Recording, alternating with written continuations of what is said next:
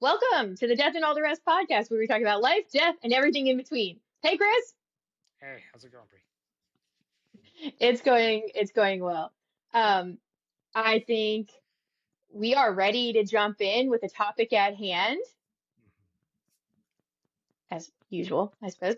But this is a big one, and not that other topics we've talked about aren't, but this one, what we kind of want to present today, have this conversation about, it's expansive because we're talking about regional cultural differences in presentation and the ways that we pick up certain attributes and behaviors based on where we live. And we're just talking about in the States at Right. this point, because that expands so far beyond that when we go to like different cultures in other countries. But even just in America, there are some really big differences in how things are perceived. And there's a difference in the way that's interpreted from one region to the next. Like if you bring a certain behavior or approach, it's perceived as whatever. Like we'll get into all of that, but yeah, let's dig in. I think this is like best like explained with an example. Um, Yeah, for sure. and I'm not quite sure where to go with that. I'm not quite sure if I can come up I with a can good I example. can start. Okay. I can. I've got a great example. Great. Okay. So for an example of this is I'm from the East Coast. I'm from a suburb right outside of Philly, and there's a stereotypical way that East Coast people operate. We're oftentimes labeled as like aggressive and harsh and surface level feel very uncaring, but deep down there's a lot of support and camaraderie. And then so I'm an East Coaster turned West Coaster because Mm. I now live in Oregon, and here a lot more of that is there's a lot more immediate surface level kind interaction. People feel very nice in the way that they interact with you upon meeting you. It's different. Um, so anyway, all that to say that I have been called aggressive in the way that I act since moving west. And that was true. That's true here in Oregon, and that was true in Montana, and that was true in Colorado too. They're all more west than the East Coast. Mm. Um, and interestingly, yeah, people just think that the way that I'm very gruff in the way that I talk or that I ask for things or that I communicate things, that I have little regard for other people. Like in instances, like I was at a restaurant, a bar one night, and there was like a pool table, and this guy was shooting, and this felt like nothing to me. But I walked past him as he was playing. There was enough room for me to be behind him where I wasn't like hitting his stick or anything, so I didn't think it was a big deal. And one of my friends was like, "You're just so aggressive, the way that you take up space and the way that you just walk past, like you own the place." And I was like, that didn't seem aggressive to me at all. Like I just felt like I Mm. had to get somewhere. I wasn't in this guy's way. Mm. I didn't think that there was anything wrong with that. But I think a big part of that is it's like I don't see it that way. And not that everybody would see it that way, but here where there's a lot more of that, I think there's like a little bit more like allowing for things to slow down, where not necessarily a thing on the East Coast as much.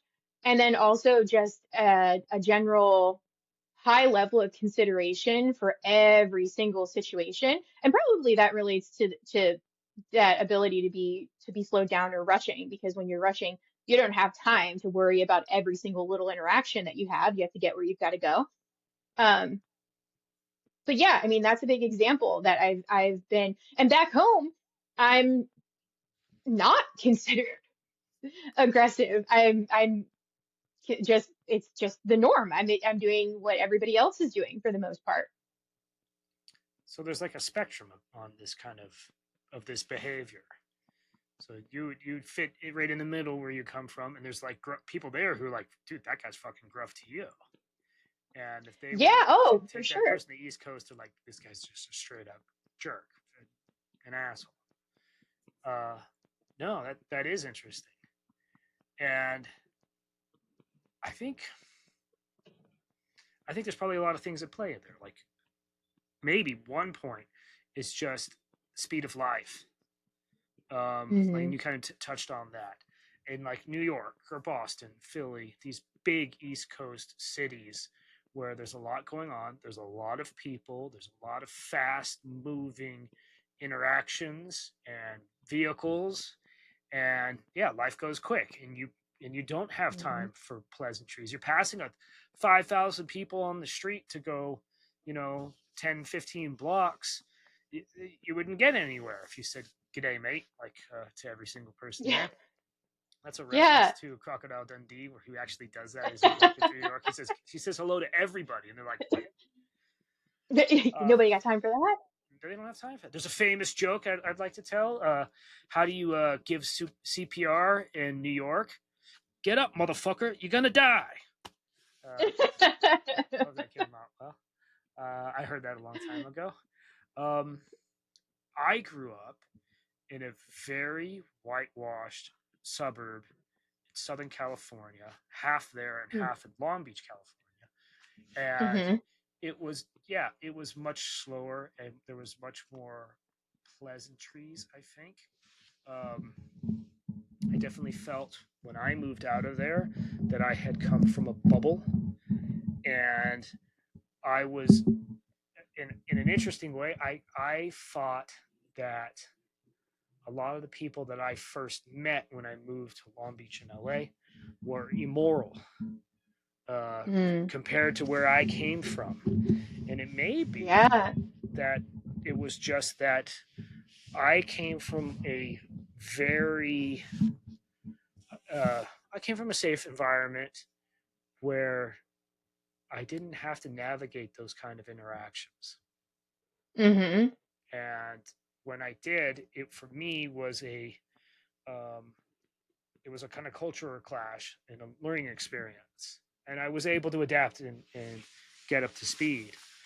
You know, and I Mm-hmm. became kind of gruff myself for a while there. There's a lot of alcohol involved in that too, bar Sure. fights and whatnot. Mm-hmm. So social norms are different, basically. Social norms are different. Yeah. Regionally, I think that's like when we look at the difference between East and West Coast, and then also it sounds like another place where we're identifying it is city versus suburbs versus rural. There's probably some big differences in that because like you were saying, you said something that struck me when you were talking about like the fast pace of the bigger East Coast cities and even in the smaller East Coast cities too. But there's this like, if you don't make your way, you're not going to have a way. Like, and that's in traffic. If you don't put yourself out where you're butting out and you just cut out when you can, whether it's convenient or not, like, and same thing with lines at stores and the way that you speak up about things you need and all of that. Like, if you don't say it and make it very clear and you're not assertive, bordering on aggressive about it, you're it's not going to happen. You're just not going to get where you need to get. And I think that's a big thing is like you learn that like if I'm not making myself bigger and demanding this and like it doesn't really matter like and that kind of stuff is just it does reinforce behavior because as humans we have needs that we have to get met. We have things to do and places to go, and you're gonna assimilate to however you have to do that. And that's like I think that's a difference for sure that I see here is that like there's a lot more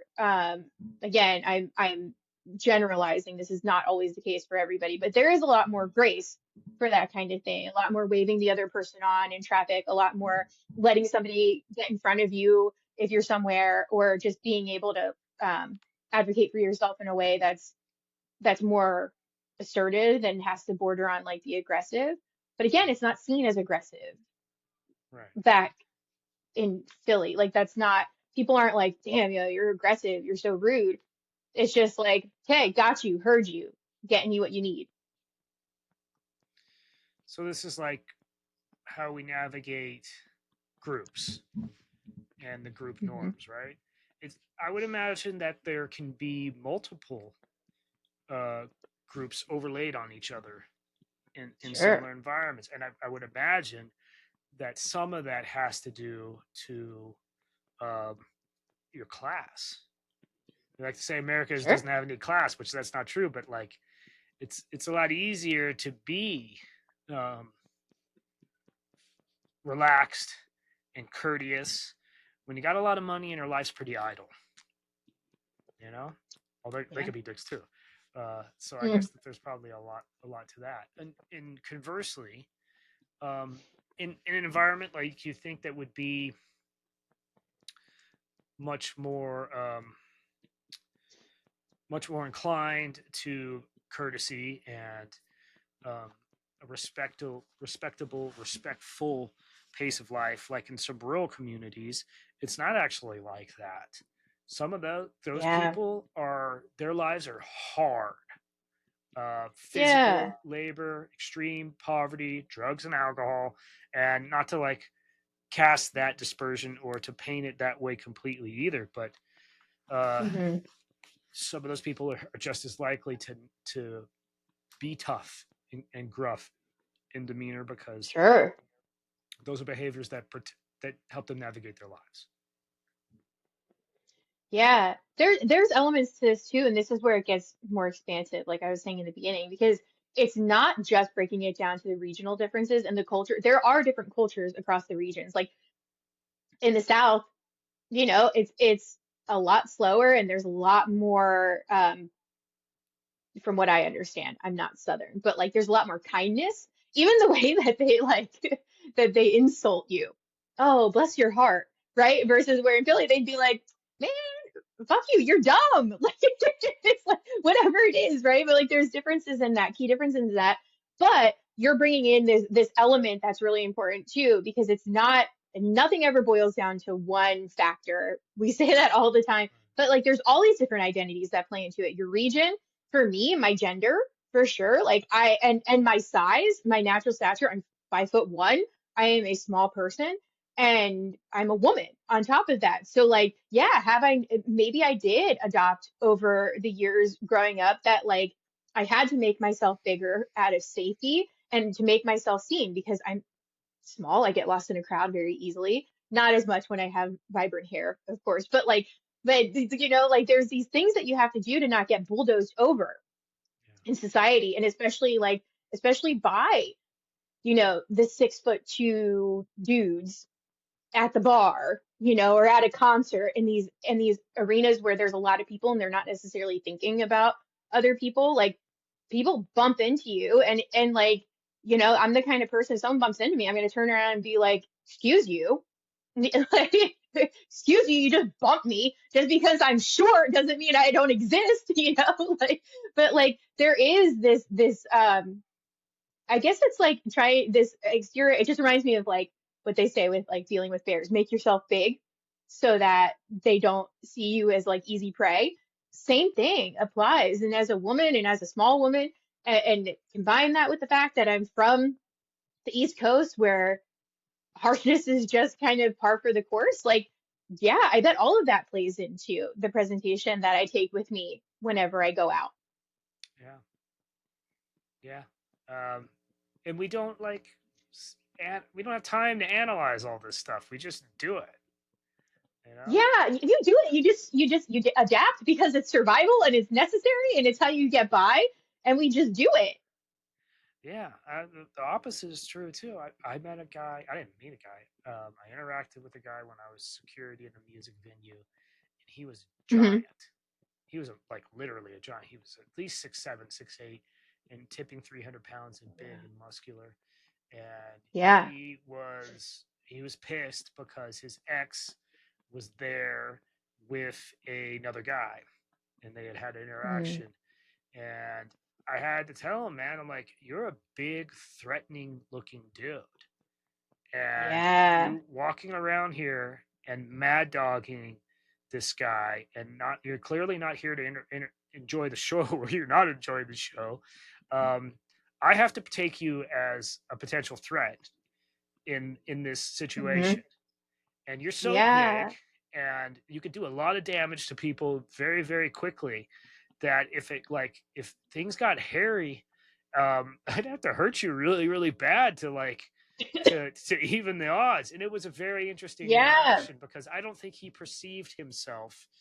Um, he probably saw himself as tough, but I don't think he perceived himself as like as this massive, threatening, beast. Like the guy was like the size of a bear, and Yeah. it was very interesting. He was just a simple, average dude. I ended up watching him or meeting him at the grocery store later on. It was just like, hey, how's Mm. it going? Um, so those kind of interactions, this isn't stuff that we. This is stuff that we internalize and we do subconsciously, Mhm. and Mhm. but you are perceived a certain way, and Yeah.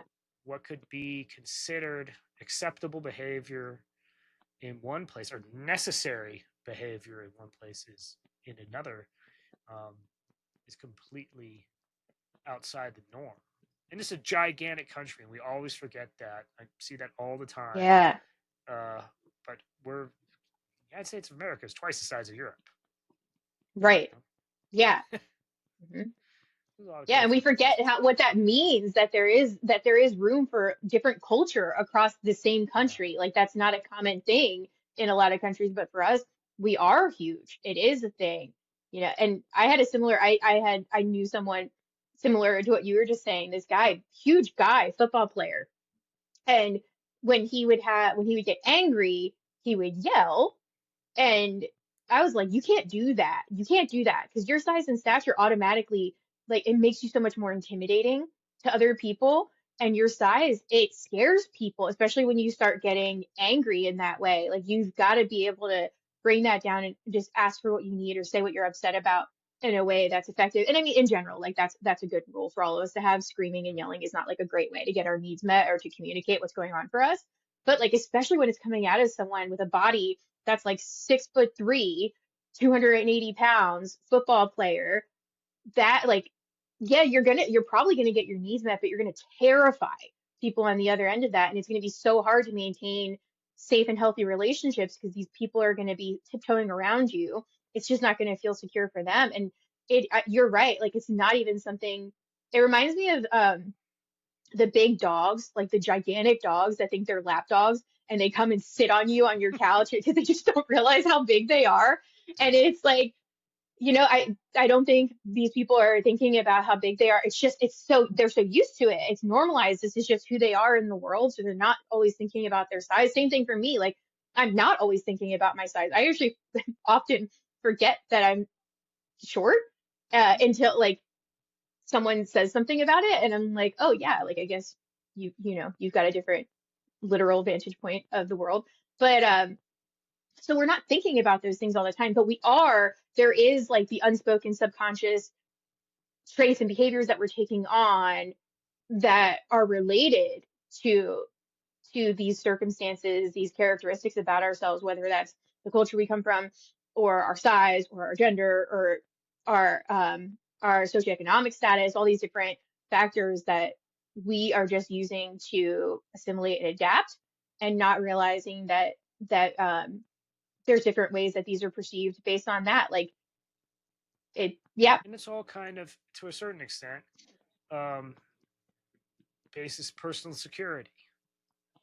You know, our ability to safely navigate our own species, which is very Mm-hmm. dangerous and threatening for all of us. It don't matter if you're the 6'8", 300-pound guy. If he was an MMA champion, he ain't winning a fight against 10 dudes. Something gonna pop him in the back of the head. Um, and there's this whole thing where they talk about the with different ways how guys interact and project like strength, but like also respect to one another. I think has a Mm-hmm. part to play in all this. Like, there's the whole thing like in certain areas of a country, the "what's up" head nod Mm-hmm. Mm-hmm. is a challenge. It's like Sure. you ain't got enough to take this, but if you gave the head down nod, it's respectful. And like people fight Oh. over that kind of stuff. In other areas, like, it doesn't mean anything. Sure. Yeah, yeah. And if you don't know, if you're not from the area where that head nod that in a different area is seen as a greeting, and then you're somewhere else and you do it, you might have just gotten yourself into a fight, not meaning to. Yeah. Like being socially literate is an interesting concept. Yeah. We navigate this stuff without consciously thinking about it, and we have to in Hmm. a sense because everything moves so quickly. You ain't got time to like take notes. Yeah. But on Yeah. the Yeah. other Yeah. hand, we make mistakes too, you know, uh, and we don't perceive necessarily how we're seen by others, and that affects all Hmm. of our interactions. And you can be deeply insecure about this stuff, deeply. Yeah. Like I'm you know, fish out of water someplace else. I don't know how to navigate this. I'm Yep. terrified. Um, Yep. and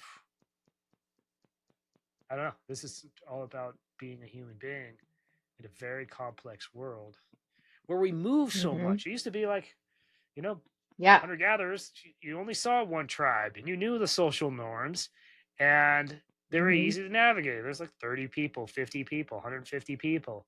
And there was some parity across that group. Now, uh, we mix and match a lot. And this kind of probably harkens back to things like, um, well, how did Angela Davis uh, define race? As social construct, right? Totally. All these social constructs where they have a sense of reality that isn't necessarily shared with everybody else. You know, Yeah. it's a big Yeah. topic. This it is a big topic. This reminds me of the conversation we were having a couple episodes ago, not too long ago, where we were talking about like differences in how brains work and different perceptions and things like that. And the same kind of general principle here of like, we've got to be so aware of our own perceptions of situations. Um, and not just assuming that we know where somebody else is coming from because one, we don't know where they're from. We don't know what they've assimilated to in order to be able to march through their environment in a safe way, in an adapted way. Mm. So like we might be perceiving someone's behavior as like as rude to us or as weird, whatever, and we're labeling it so quickly. This is just that reminder to ourselves that we don't actually know what's going on and to pause and slow it down and remind ourselves that we don't know. Your example about the mechanic, your mechanic, and my example about the people on the disc golf course, like these are big areas because we can be reactive. And then this is where I think we're tying it together into like a bigger conversation that's useful for other people to be hearing is there's the immediate emotional response that we have to something like that. That emotional response is automatic. We can't do anything to stop that. But what we can do is evaluate it when it's happening and say, okay, where is this coming from? And why am I feeling so angry about this? And where maybe could this other person be operating from? Because even if they are operating from the realm of just being a straight up dick, okay, but do we really want to let that ruin our entire mood? Because it can, just like that. Someone acting that way to us can ruin our mood, take us down, make us angry, and like just lashing out or turning inward and isolating or whatever. And it's like, do you really want to let someone else have that much power over you? Especially when you don't know what their agenda was. You don't know where they were coming from. Like, do you want to give it that much power over you? Because I sure don't. And I Yeah, do sometimes. Let me be real. I'm a human. I do get caught up in that. And I don't want to. I hate when it happens. yeah. I mean, there's a lot to that in the sense that um, like mob mentality when Totally. a group aggresses or picks on the same emotional wavelength and then moves at Hmm. one and you get swept away with it and horrible things happen, sometimes not so horrible things, uh, Yeah. but what we're talking about, like, you can like invert this. I'd like to think about this a lot when I'm working with people is like, let's take whatever we're dealing with and flip it on its head instead of looking at it purely from a negative pathological um, basis lens, if you will. Let's turn it Hmm. upside down, and it's like, where's the opportunity? Where's the room here? Where is the joy? Where are we? What are we doing right? And what is our potential for success in these circumstances? And I see people in situations where the whole circumstances could have gone very ugly because people were had made judgments and they were emotional Hmm. reactive, and then somebody did one thing that that broke through that kind of group think, and changed the entire thing and made it a positive interaction. Like I was watching a video Yeah. the other day of a subway interaction where somebody was being abusive to somebody else. The crowd was just watching it and hadn't interacted with it, and everybody's filming it in the bystander effect. And then somebody like Hmm. said something ridiculous like, "Oh, you're something about your white privilege doesn't play here, dude. Go peddle that shit back somewhere else." And everybody laughed, and it totally just changed it from this tense confrontational circumstance to this person kind of like probably had a moment of like insight, and their Hmm. behavior changed. Yeah. I don't know. Yeah.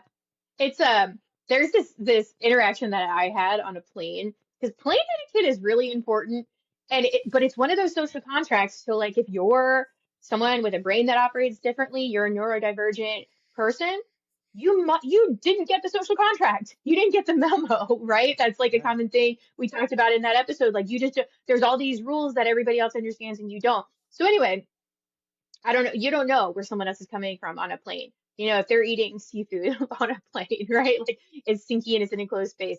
That's rude. Same thing like in an office. You know, taking up a lot of space, that kind of stuff. But anyway, one time I was on a flight and I was tired. It was a red eye. So I was exhausted. And the person behind me put their foot on my armrest. Yeah. And I was like, and I was just I was like, I was bumping it with my elbow to passive aggressively communicate, like fucking move. Nope. And I was like, okay, I'm on this flight for the next 6 hours. I could blow this up. I could turn around and be an aggressive asshole and be like, get your fucking foot off of my armrest. Why would you do that? That's so rude. And I wanted to. Trust me, I wanted to.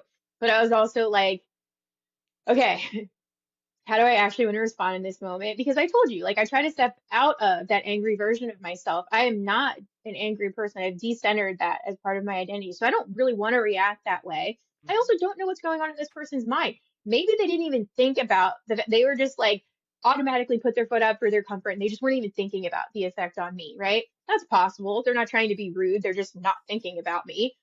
Anyway, my approach was I tickled their foot. I just, That's good. Yeah, that's exactly what I'm talking about. Oh, you want to? Let's play. yes, and they moved it. Yeah, exactly. And they moved it and they kept it off my armrest for the rest of the flight. Effective. Wow. Wow. That's genius, Brie. I'm proud of you. That's a great freaking Thank way to you. handle that circumstance. Yeah. Um. There's something like to that I've been thinking about, because there is some talk that like social decorum is decaying. And Yeah. on airplane etiquette is a perfect example. The people not wearing their shoes, people stealing each other's seats, and then just trying to like play it off. And there's like people who Yep. like there's an entire subgroup or subculture around how to like power move your in the airplane and do and get away with this stuff because your shit's more important than others. And so Hmm. and people are like adopting that and try like using their kids and all that stuff. And maybe like part of this Yeah. is the airplanes companies themselves, the airlines, like not caring and just like sticking Yeah. people in there and go fuck yourself. Um, Hmm. and so we're dealing with a more complex, nuanced uh, interactions, Hmm. and yeah, you Yeah. default to anger, and in some places you need that to defend Totally. yourself, but in other ones, Totally. like if you screw up an entire air flight, and we've already seen this many times, uh, you're gonna make that plane land, and you're gonna go to jail, and that's a serious Yeah. thing. Uh, Hmm. And is it worth it? You know, like it's like standing up for yourself and asserting yourself, that is important. but also like you got to think about the outcomes too. That's something we have to be able to be contemplating throughout our actions is like, what are the potential consequences to this?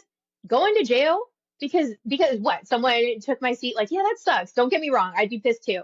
And if you're not going to give up my seat, like I'm going to call the flight attendant. I'm going to have them move you. But like, but to get big and start getting so angry about that and then get arrested because you had to land the plane early, that is not worth it. And now you're not going wherever you were going, wherever you were trying to get to. It's almost like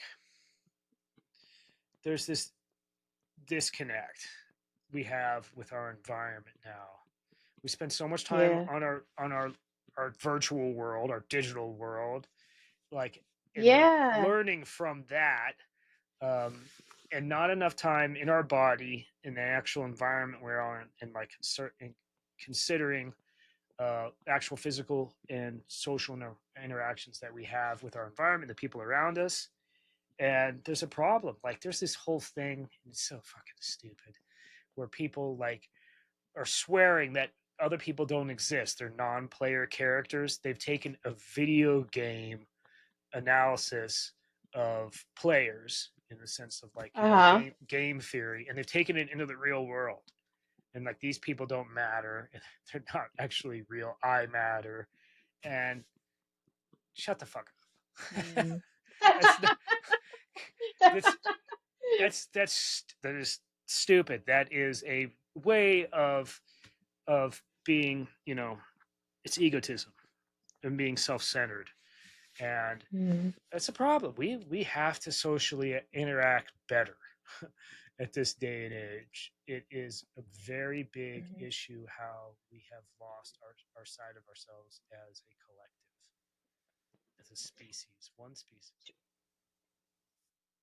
Yeah, it's a day and age where the socializing is not necessary the way it used to be because there's so many ways that we can get, social interaction through remote means. And you don't even have to interact with somebody to go to order fast food anymore. You can do like the contactless delivery. You can do the pickups where you just go, you run in and you grab your stuff. And so there's that aspect. And you just named something really interesting because there's language around now. They've taken video game language and input it into actual human situations like social interactions, live situations, because you're talking about the nine playing character. A big thing that people that use a term that people use a lot now is main character syndrome. Oh, that person has main character syndrome for the people who are very ego based and like things center around them. But it's interesting how much we take this stuff on. And we said this before, like the remote access to people is a wonderful tool that we have at our disposal. It's just what we have to balance with that is not at the cost of the true face-to-face live social interactions that we're doing a lot less of and we're not that are not required the same way that they used to be. But interpersonal skills are skills, Yeah. and being able to have those is really important. And that's probably part of the disconnect that we're talking about. I mean, this has existed even when there was a lot more need for social interaction, but part of this I would that is related to people interacting less. So when we are interacting with people, there are tons of assumptions happening because we're just not used to interpreting that kind of behavior, and we don't even know what to make of it. So then it turns around in this way that, where I think a lot of people do end up reverting to either really aggressive behavior in response or really passive behavior in response, where they just make themselves small to avoid a certain situation because they're afraid to advocate for themselves or to be assertive. So I think there is a lot involved in the connections of that. And I think the big thing, if I'm thinking about trying to wrap this all up and existentially connect this to existentialism, which existentialism words, that did not sound like a word at all. Existentialism asterisk, is really living with intention, right? Like if we boiled it down to one thing, it's living with intention. And the intention here is really, really reflecting for yourself and being introspective about what are your values? What are the ways that who do you want to be in the world? One of the things that I'm leaning into hard at this point in my life, and I'm not doing it perfectly, it's a new identified value for myself, but grace, extending grace. to people a lot more, people I don't know, situations that I don't know, just being able to give that grace. And for myself, that's protecting my peace. That's become really important to me. So being able to identify those things for ourselves, like how do we want to be leading in our lives? What kind of characteristics and qualities do we want to be front and center? What things do we value? And then checking ourselves in interactions that we're having, how much is this aligned with what I've identified and what I've named? Because we can set a list of beautiful values, but if we're not stopping and slowing down every so often to analyze how much we're living within those values, what's the point of naming them? Yeah, yeah. Those are like, I think it's a lot in the sense of like having a toolkit. Hmm. And yeah, you have principles, or Yeah. morals, or Hmm. code, but how do you enact it, and how do you Yeah. manifest it in your life? And it's not like we talk about having grace is a perfect one, because you say that to some people and they're like, having grace, you mean like being a bitch, or like weakening yourself or letting other people. Yeah. Yeah. No, this is a Soft. valuable tool for to help you make it through your life like peacefully. Totally. And not Yeah. only, because not only having grace for others, which Yeah. is what we're talking about, but having grace for yourself. Yep. Don't be so damn hard on yourself. Not everything in Hmm. life is pass or fail. It Yeah. isn't. We're dealing with a lot of nuance now. But on the other Hmm. hand, um, perhaps there is a tendency now to hyper individualization, in the sense that uh, we're online, we're intaking so much different culture, and Hmm. so many different subgroups from reality, from the computer, from social media. And then we're trying to overlay that to our social interactions in the real world, and we're getting mixed results. Like back in the day, Hmm. if you took somebody from the small town, grew up very rural, and they take them to the big city. They used to write books about this. The plucky little guy from some small town in Iowa or whatever makes it big in the big Yeah. city, and he's the rube, and he's ignorant and foolish, but at the same time he's got a lot of energy, and he's polite, and how this Dickinsonian stories about how he passed or failed, or succeeded and failed, in the big city. But Hmm. now it's like we take all this, like, this chaotic, absurd online social interactions, and we're trying to map that onto a very real but complex, um, real world life, and Hmm. it doesn't slot very well. It doesn't map onto it very well. We're getting like absurd interactions. I don't know. Maybe I'm maybe I'm talking about my ass a little bit here. Maybe it's just don't be a dick, um, and stand up for yourself, but be polite, and we'll do better. So maybe we need a new set of basic like principles how to navigate the time I'm curious if you have thoughts on this because you're naming something likely very real. The degree of separation between online lives and in-person lives is getting bigger and bigger. And trying to meld them together is can be complicated. Not always, but like I'm curious, do you have thoughts for people like listening on what's a way to do that to where it doesn't feel so clunky? Yeah, and it's pretty blunt. Get offline. Don't spend too much time online. This shouldn't be your dominant interaction. This shouldn't be your portal, your only portal to the world. And that's something I've had to learn for myself. So that's just me dealing with my life and Hmm. extending that outward, Yeah. um, and have more real world interactions, uh, and just practice by doing experiential therapy. Um, I talk to kids like this who are chronically online.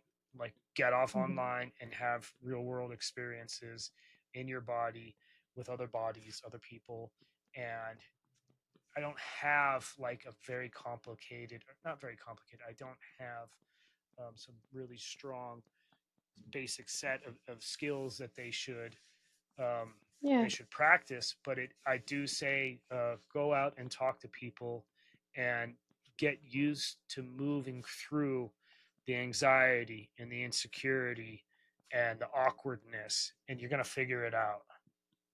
Um, Exposure, practice. it's exposure, yes, it's exposure and practice, and they're gonna have to create something new, and it's not Hmm. going to come from me. It's going to come from the kids in high school right now. I Yeah. think that's the Hmm. generation that really, we're all millennials and alpha and X, and like it's those kids right now. Because imagine growing up right now, looking at the world, and you're in high school, like you're like just starting to really question things. It's absurd. It's absurd, and like it was, and to Yeah. a degree we didn't have before. We had absurdity, yes, but it's like Hmm. it's Hmm. in your face clown show. Uh, Yeah. you gotta do that.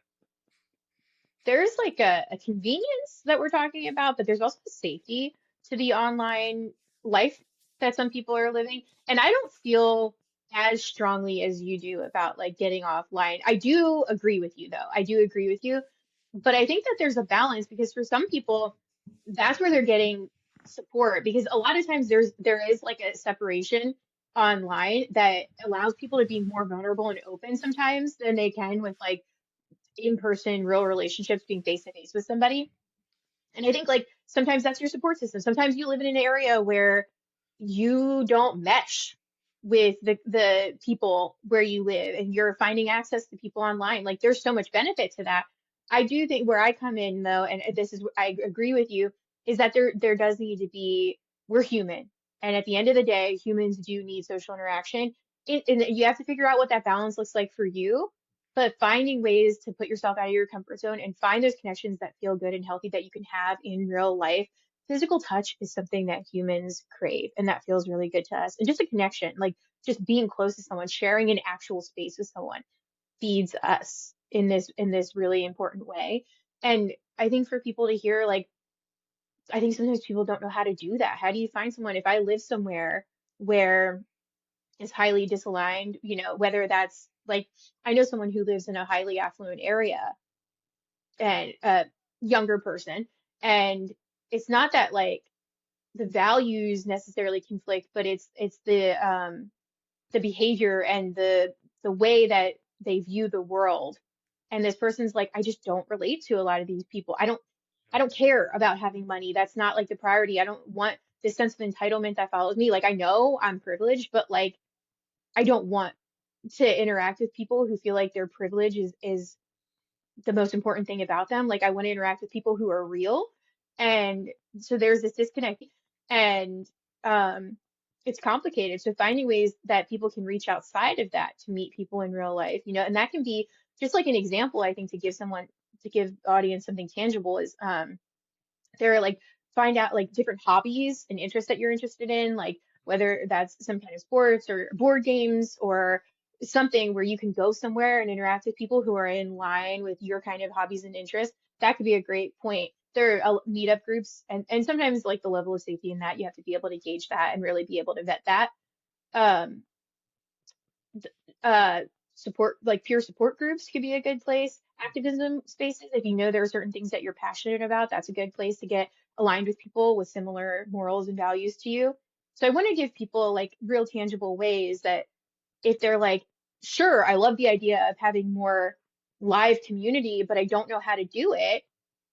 Like I felt like that big time in Colorado. It was so disconnected. There were so many people, and I just could not figure out how to navigate it. Like I could not. I was on Bumble BFF, Mm-hmm. which is like a way for girls to try to make friends with each other, Mm-hmm. and I would like hang out with people, and it was like this level of depth that people just weren't looking for, and it was very hard.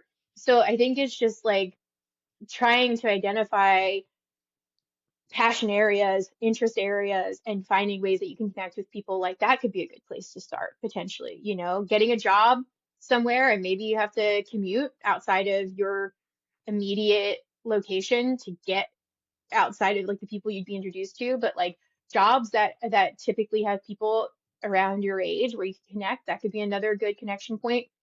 Classes, different classes, like not even I'm not even talking about like college courses, but like there are Sure. different classes, pottery classes, things like that. Like that could be a means for doing something like that. But I think examining what you're interested in and what kind of people you want to be connected to can open up the door to exploring options of how to get embedded in a system in some way. Yeah. Yeah, I think people have always moved. People have always gone Hmm. out and found their environment or found their people, and they're out there. And if you don't necessarily have a lot of options, you know, and Yeah. maybe you have to navigate a hard social environment or family environment here and now, and your only outlet Hmm. is online.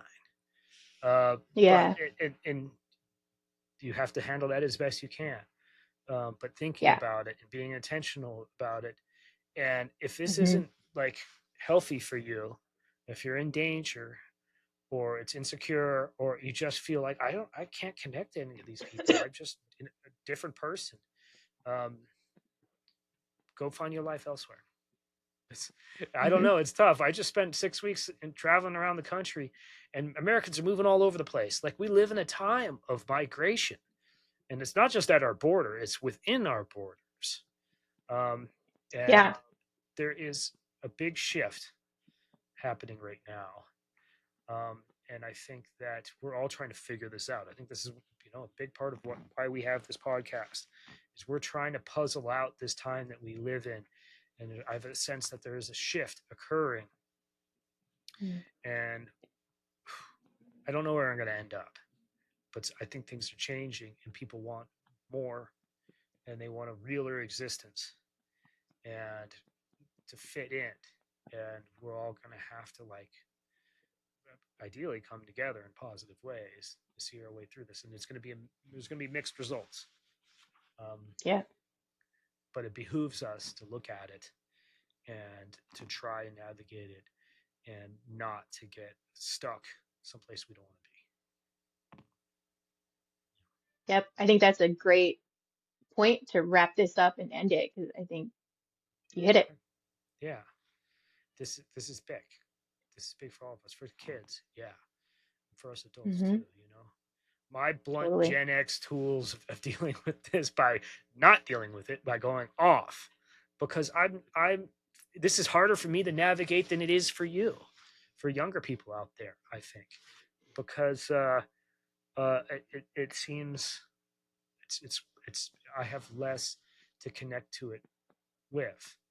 Um, my perception of reality is based as a different childhood, different development, and Hmm. it moves in ways that I'm not comfortable with. I want to go bowl. I don't really want to bowl, but I mean, I'm talking about like I simple do want a interactions bowl. like that. Oh, okay, great.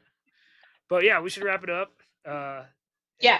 I hope that this makes sense and that you can get Yeah. something out of this in the sense of like, at the very least, that if you're feeling something similar to this, you ain't alone. You're not just like For one sure. doomed individual. Like, fuck, how do I move my way through all this? You're not alone. Other people are thinking about this, and you might have something valuable to say about it. And your skills navigating it might be helpful not just to you but to others. Yeah. Yes. Okay. All right. Thank you all for coming. The Deaf and All the Rest podcast. It's been a pleasure. I hope you navigate your life well.